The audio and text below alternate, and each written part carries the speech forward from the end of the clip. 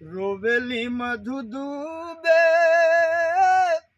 खुले न नया नवा हो सपनावा भैलू केकर नजर लागल तोहरे तानवा हो सपनावा भैलू।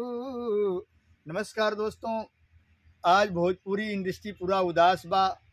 आकांक्षा दुबे के बारे में आप लोग सुनला, न्यूज़ दिखला, लेकिन हमारी हर चैनल वालन से और आप लोगन से भी एक रिक्वेस्ट हो, तमाम जो अफवाह उड़ा के तमाम बात कही जाती है, ये पे आकांक्षा दुबे के हम लोग उनके सपोर्ट करे के चाहिए, उनके मम्मी मधु दुबे के सपोर्ट करे के चाहिए।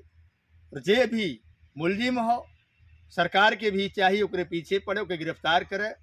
ये बड़ा ही गलत काम हो, बड़ा ही घिनौना कृत्य है, ऐसा नहीं होना चाहिए था। तो मेरा आप लोगों से यही रिक्वेस्ट है, दो लाइन में गीत में बता रहा हूँ।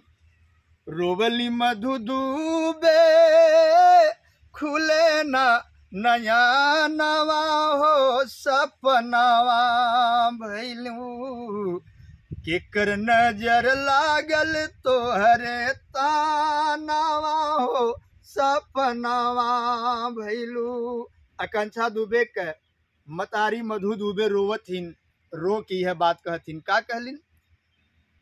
कल्हिया त बेटी हमके कैल रहलू फोनावा, हमके बतवलू संजय सिंह भैल दुश्मनावा, भैल नीरदाई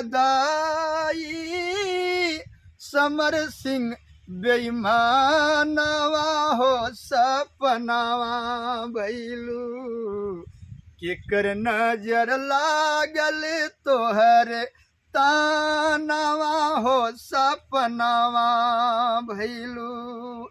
एक लाइन वो बेटी के हर माँ बाप कई जानत हुआ कि केहू बिटिया बेटवा के पाले में कितना टाइम लगेला, कितना मेहनत करे के पड़ाला।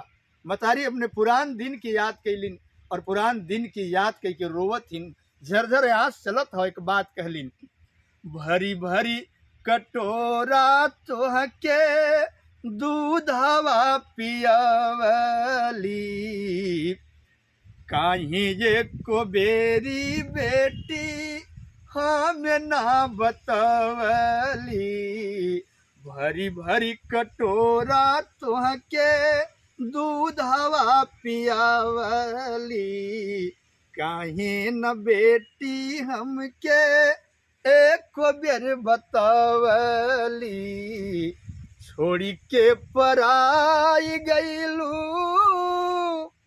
छोड़ी के पराई गईलू अपन वतनवा हो सपनावा भैलू केकर हम करब कन्या दानवा हो सपनावा भैलू हो, केकर हम करब कन्या दानवा हो सपनावा भैलू।